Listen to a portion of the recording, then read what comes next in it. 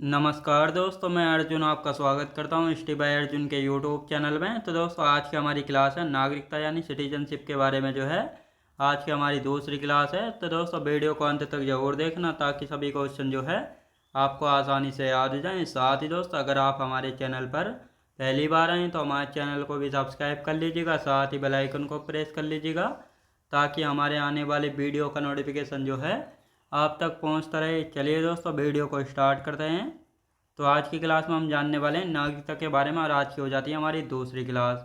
तो दोस्तों, नागरिकता की यदि बात की जाए तो कल की क्लास में हमने पढ़ा था नागरिकता के बारे में और आज की हमारी दूसरी क्लास। तो 2 मिनट जो है कल की क्लास का रिवीजन कर लेंगे ताकि सभी चीज़ें आपको अच्छे से याद हो जाएँ। तो कल की क्लास में हमने जाना था नागरिकता यानी सिटीजनशिप की बात करें तो इसको जो है संविधान के भाग 2 में रखा गया। किसमें? भाग 2 में। भारत में कैसी नागरिकता चलती है? एकल नागरिकता चलती है और ये कहाँ से प्रेरित है? ब्रिटेन के संविधान से प्रेरित है। संविधान के भाग 2 में हम कितने आर्टिकल पढ़ेंगे? 5 से लेकर 11 तक 11 आर्टिकल जो है पढ़ते हैं। साथ ही भारत में कितने प्रकार से नागरिकता प्राप्त की जाती है, कितने प्रकार से त्यागी जाती है? तो भारत में जो है 5 प्रकार से जो है नागरिकता प्राप्त की जाती है। जन्म से, कैसे दोस्तों? जन्म से जो है नागरिकता प्राप्त की जाती है और जन्म से नागरिकता प्राप्त यानी यहाँ पे कहा गया है कि भारत में किसी का जन्म 26 जनवरी 1950 को या उसके बाद हुआ है तो उसको जो है जन्म के आधार पर नागरिकता दी जाती है। लेकिन यहाँ पर एक नागरिकता संशोधन 1986 किया गया था जिसमें कहा गया था जन्म से नागरिकता प्राप्त करने के लिए माता पिता में से कोई एक भारतीय नागरिक होना चाहिए। दूसरा, वंश परंपरा के अनुसार यानी विदेश में जन्मे बच्चे यानी विदेश में किसी का जन्म 26 जनवरी 1950 को या 26 जनवरी 1950 को या उसके बाद हुआ है तो उसको जो है वंश परंपरा के अनुसार नागरिकता मिल जाती है। लेकिन यहाँ पे कहा गया था माता पिता में से कोई एक भारतीय नागरिक होना चाहिए। यहाँ भी जो है एक नागरिकता संशोधन अधिनियम 1992 में किया गया था।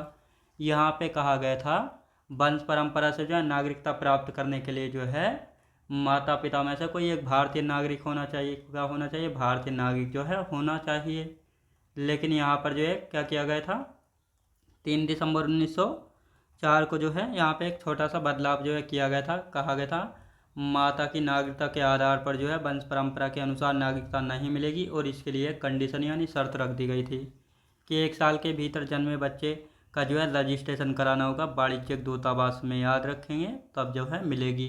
तीसरी, देशीयकरण से, पंजीकरण से और इसके बाद भूमि अर्जन द्वारा। किस द्वारा? भूमि अर्जन द्वारा।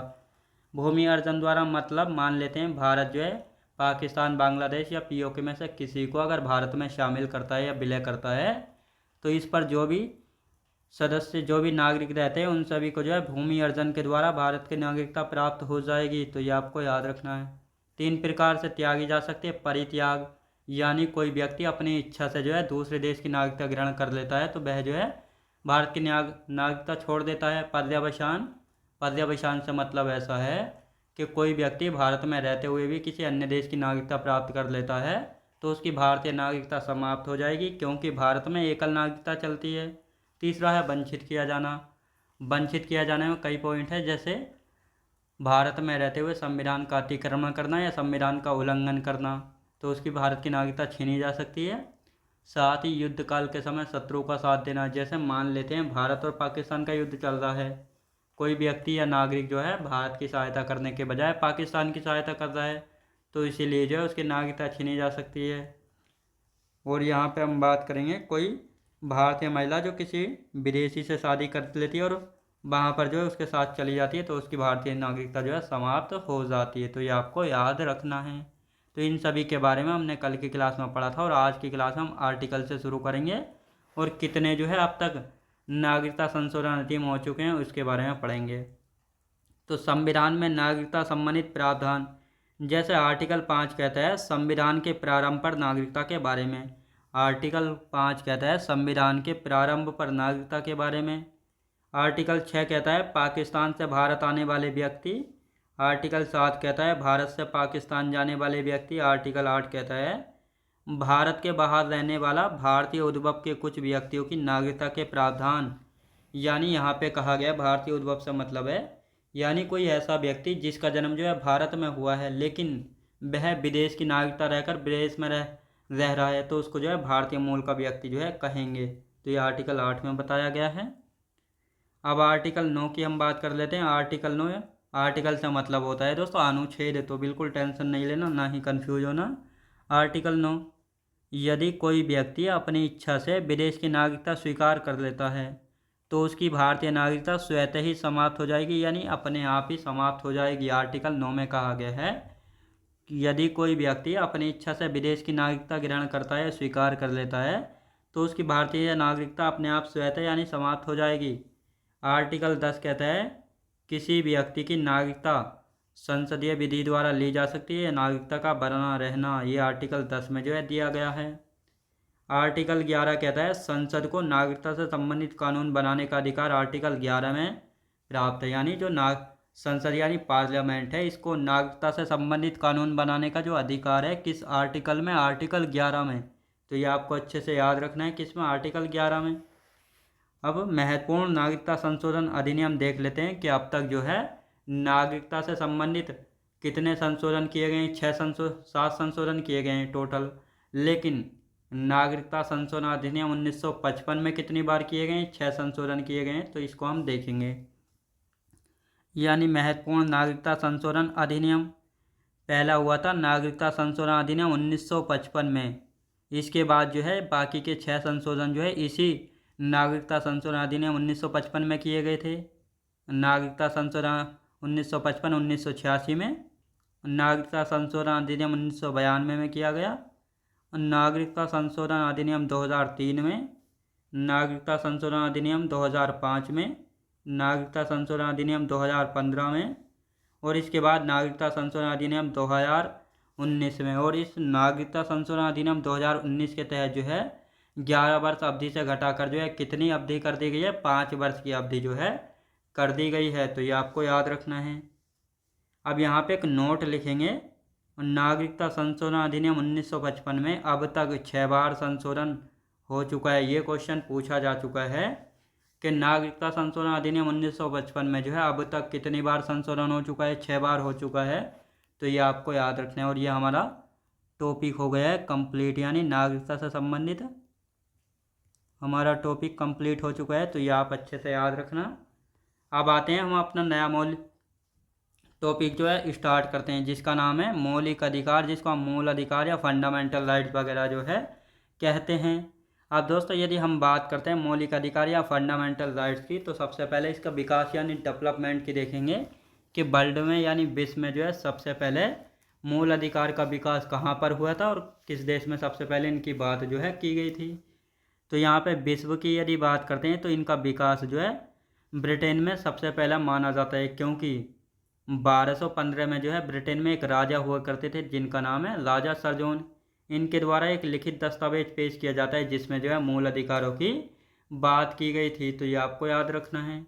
इसके बाद फ्रांस में जो है 1789 में मूल अधिकार जनता को जो है मिले थे। फिर अमेरिका की हम बात करते हैं तो अमेरिका का जो मूल संविधान यानी ओरिजिनल कॉन्स्टिट्यूशन था, इसमें जो है मूल अधिकार यानी फंडामेंटल राइट्स नहीं थे। तो अमेरिका ने जो है कब जोड़े थे, तो इनको हम देखते हैं। तो अमेरिका की हम बात करेंगे, अमेरिका यानी यूएसए। तो इसका जो है विश्व का सबसे पहला लिखित संविधान है, विश्व का प्रथम संविधान किसका? अमेरिका का, जो कि 1787 में बना था। इसको लागू कर दिया गया था 1789 में।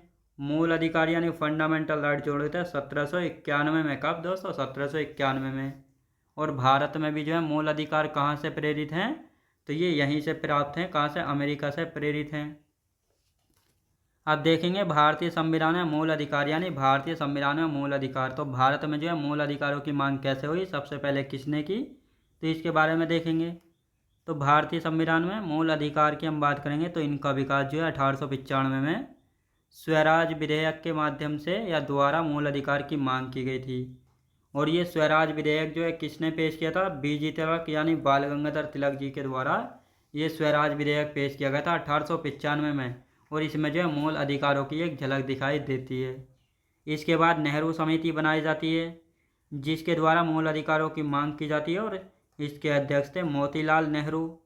और ये अपनी रिपोर्ट पेश करते हैं, नेहरू रिपोर्ट, जो कि नेहरू रिपोर्ट कहलाई थी। और इसी में जो है मूल अधिकारों की बात की गई थी। तो ये आपको अच्छे से याद रखना है। अब यहाँ पे हम बात करेंगे कराची, यानी कांग्रेस का कराची अधिवेशन चल रहा था 1931 में, जिसके अध्यक्ष थे सरदार वल्लभ भाई पटेल। और इस कांग्रेस के कराची अधिवेशन में जो है पंडित जवाहरलाल नेहरू द्वारा मूल अधिकारों का प्रस्ताव पेश किया जाता है। किसका? मूल अधिकारों का जो है प्रस्ताव पेश किया जाता है। तो ये आपको अच्छे से याद रखना है। अब यहाँ पे हम बात कर लेते हैं भारतीय संविधान में मूल अधिकार कहाँ से प्रेरित है और वर्तमान संविधान में कितने मौलिक अधिकार हैं। तो इन सभी की हम बात करेंगे। यहाँ पे भारतीय संविधान की यदि बात करते हैं तो मूल अधिकार प्रेरित है अमेरिका या यूएसए जो है भारतीय संविधान में मूल अधिकार जो है जोड़े गए हैं। और इनको जो है संविधान के किस भाग में? संविधान के भाग 3 में रखा गया है। और साथ ही जो संविधान का भाग 3 है उसको जो है संविधान का मैग्ना कार्टा कहा जाता है। क्या? संविधान के भाग 3 को संविधान का मैग्ना कार्टा कहा जाता है। अब मैग्ना कार्टा से क्या मतलब है? तो दोस्तों जहाँ पर जो है किसी भी प्रकार के अधिकारों की बात होती है उसको हम मैग्ना कार्टा कहते हैं। लेकिन यहाँ पर जो है संविधान के भाग 3 में जो है मौलिक अधिकार या मूल अधिकार की बात की जा रही है, तो इसलिए संविधान का भाग 3 को मैग्ना कार्टा कहा जाता है। तो ये आपको समझ आया होगा। और संविधान के भाग 3 में आर्टिकल 12 से लेकर 37 तक जो हम पढ़ने वाले हैं। हमारे मूल संविधान यानी ओरिजिनल कॉन्स्टिट्यूशन में जब हमारा संविधान 26 नवंबर 1949 को बना था तब इसमें कितने मौलिक अधिकार थे? 7 मौलिक अधिकार थे ओरिजिनल कॉन्स्टिट्यूशन में। लेकिन वर्तमान की हम बात करेंगे तो वर्तमान में कितने मौलिक अधिकार है? वर्तमान में जो है 6 मौलिक अधिकार यानी 6 फंडामेंटल राइट हैं। तो एक कौन सा कम कर दिया गया है? तो एक था दोस्तों संपत्ति का अधिकार हुआ करता था। कौन सा? संपत्ति का अधिकार, जो कि आर्टिकल 19(1)(f) और आर्टिकल 31 में दिया हुआ था। लेकिन इनको जो है समाप्त कर दिया गया। इनको जो है समाप्त कर दिया गया था 44वां संविधान संशोधन अधिनियम 1978 के द्वारा। इन दोनों आर्टिकलों को समाप्त कर दिया गया। और इनको समाप्त करने के बाद क्या होता है? 44वां संविधान संशोधन अधिनियम 1978 के द्वारा एक नया आर्टिकल 300 क्या को भाग 12 में जो है शामिल कर दिया गया। और इस संपत्ति के अधिकार को जो है वैधानिक अधिकार बना दिया, यानी लीगल राइट्स जो है बना दिया गया। लीगल राइट्स यानी वैधानिक अधिकार का क्या मतलब है? मान लेते हैं दोस्तों किसी पिता की जो है 4 संतान हैं, तो उन चारों संतानों को जो है बराबर संपत्ति मिलने का अधिकार है। तो ये आपको याद रखना है। अब यहाँ पे एक नोट लिख लेते हैं। यहाँ पे दोस्तों एक नोट लिखेंगे, यानी मूल अधिकार एवं डीपीएसपी बोले तो राज्य के नीति निर्देशक सिद्धांत को जो है संविधान की आत्मा किसने कहा था? जी ऑस्टिन ने कहा था। किसने कहा था? जी ऑस्टिन के द्वारा कहा गया था। तो ये आपको याद रखना है। आर्टिकल 32 जो है इसको डॉक्टर बी.आर. अम्बेडकर साहब के द्वारा संविधान की आत्मा कहा गया था।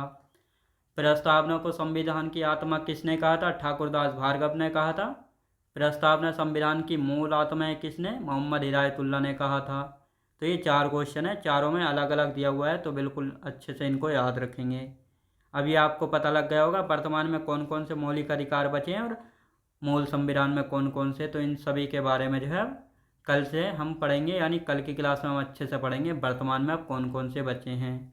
तो एक एक करके इनको अच्छे से हम पढ़ने वाले हैं। तो दोस्तों कमेंट बॉक्स में जरूर बताइएगा आपको क्लास की क्वालिटी कंटेंट वगैरह कैसा लगा। साथ ही अगर आप हमारे चैनल पर पहली बार आएँ तो हमारे चैनल को भी सब्सक्राइब कर लीजिएगा, साथ ही बेल आइकन को प्रेस कर लीजिएगा ताकि हमारे आने वाले वीडियो का नोटिफिकेशन जो है आप तक पहुंचता रहे। चलिए दोस्तों मिलते हैं नेक्स्ट वीडियोज़ में।